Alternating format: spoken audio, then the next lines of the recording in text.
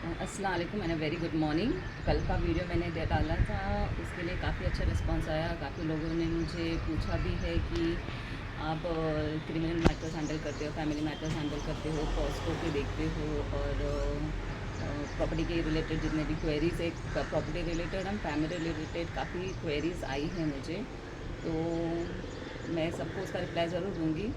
और जैसे मैंने कहा कि मेरी प्रैक्टिस जो है 17 इयर्स की है। मैं पुणे डिस्ट्रिक्ट कोर्ट में 17 साल से वहाँ पे प्रैक्टिस कर रही हूँ। प्लस मैं एक रेप्यूटेड बिल्डर के प्रॉपर्टी मैटर्स रिलेटेड मैटर्स सब वो भी देख रही हूँ।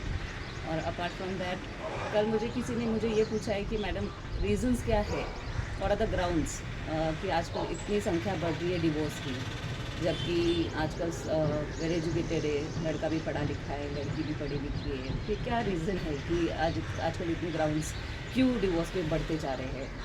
तो मैंने एक को रिप्लाई किया है कि क्या, मैंने कहा कि सी अभी पहले कैसा था कि लड़की एजुकेटेड नहीं होती थी।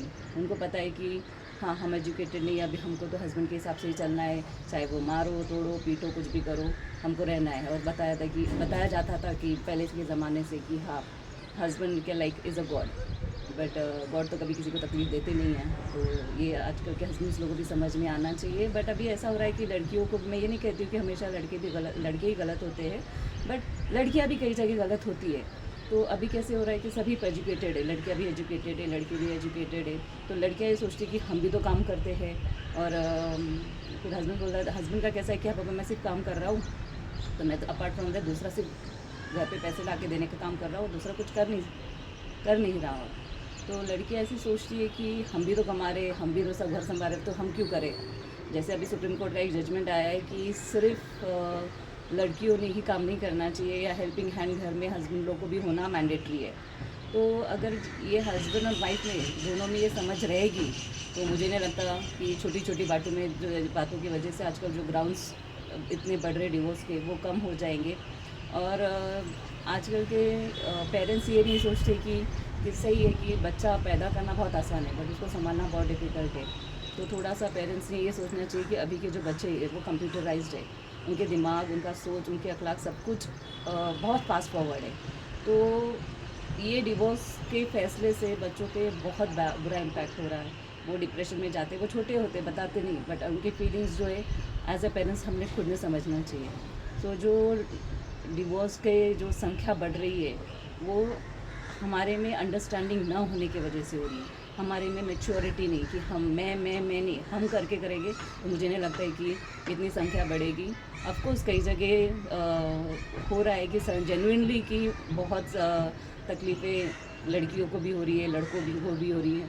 तो इसकी वजह से डिवोर्स काफ़ी बढ़ते जा रहे हैं। बट उसमें भी हर चीज़ का सल्यूशन होता है। तो सल्यूशन निकालना, समझना ये हमारे ऊपर होता है। तो हमें ये समझना बहुत ज़रूरी है कि इसका सल्यूशन हम कैसे निकालें।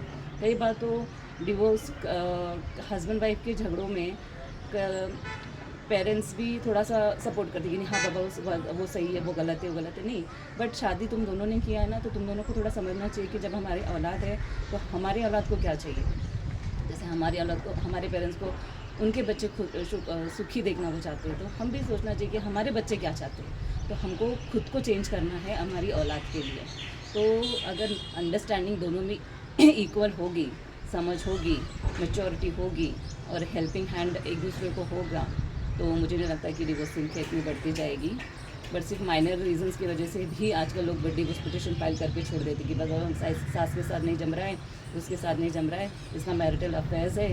तो ये सब चीज़ें नहीं करना चाहिए। जब तुमको मैरिटल अफेयर्स रखना है तो फिर शादी नहीं करना है, और करना है तो फिर उसको सही तरीके से उसको एंड तक लेके जाना है। और जब बच्चे होंगे तो मैं तो यही कहूँगी कि प्लीज़ आप लोग ध्यान दो कि हमारे बच्चों को क्या चाहिए। पेरेंट्स की बच्चों को माँ और बाप दोनों चाहिए। तो हमको अपनी औलाद के लिए खुद को चेंज करके थोड़ा सा पोजीशन, हमारी सोच को एक अच्छी अंडरस्टैंडिंग रख के हमको थोड़ा आगे बढ़ना। तो मुझे लगता है कि अगर अंडरस्टैंडिंग रहेंगी दोनों में अच्छी तरीके से कि मैं नहीं करते, हम करेंगे, तो संख्या थोड़ी कम हो सकती है। सो आज मैं यहीं पर ख़त्म कर दूँगी, बिकॉज मुझे भी ऑफिस भी जाना है। और कोई कमेंट बहुत सारे हैं, इसके रिप्लाई में एवरी डे या ऑल्टरनेट डे में रिप्लाई करते जाऊँगी। So thank you, take care, good bye.